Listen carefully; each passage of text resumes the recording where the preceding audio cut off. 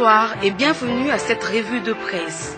Divers sujets ont intéressé le journal paru ce mercredi 29 mai à Kinshasa. La référence plus revient sur la réponse de l'abbé Apollinaire Malou Malou face aux réactions suscitées par la publication du calendrier électoral.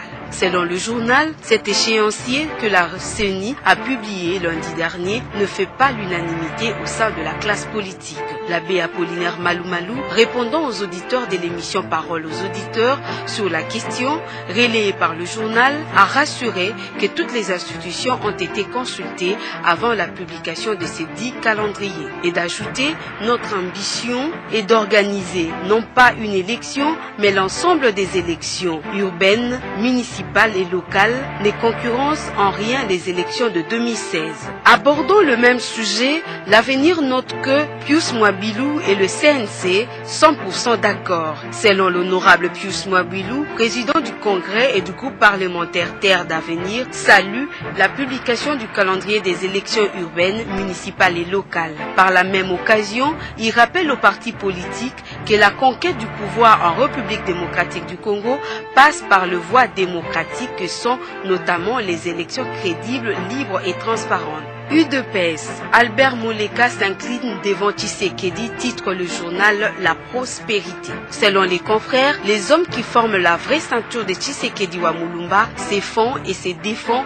au gré de vent, du temps et des intempéries politiques. Cette fois-ci, c'est le tour de Moleka Albert qui, en dépit de sa loyauté aux idéaux de Tshisekedi, accepte de s'incliner. Désormais, il prend acte de sa destitution, de ses fonctions de directeur de cabinet et porte-parole de Tshisekedi Wamulumba pour se conformer, écrit-il, au prescrit de la décision du leader Maximo contenue dans la circulaire numéro 042 du 21 mai signée par Bruno Mavungu, le secrétaire général de l'UDPS. Forum des As évoque l'affaire des expulsés de Brazzaville.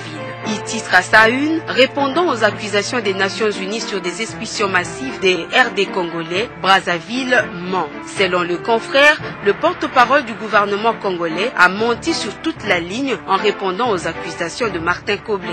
Pour le journal, à l'époque de la sophistication de moyens de communication par satellite qui permettent la circulation d'infos à temps réel, on ne peut pas endormir le monde entier qui connaît bien ce qui s'est passé à Brazzaville lors des expulsions de RD congolais avec la commission des pires exactions. Qui peut encore, sur la place internationale, se risquer à accorder le moindre crédit aux propos d'un gouvernement comme celui de Denis Sassou Nguesso qui nie même les évidences. Terminons cette revue de presse avec cette sonnette d'alarme du journal Le Phare qui voue attention à la deuxième mi-temps. Le confrère est surpris qu'on parle des affrontements à Béni entre les forces armées de la République démocratique du Congo et les ADF, groupe neutralisé il y a un mois. Pour le confrère, des échos alarmants proviennent des Loubero où on signale des préparatifs d'une nouvelle guerre de l'Est sous la bannière de la force de protection du peuple Hutu au Congo. Tout se passe comme si la République démocratique du Congo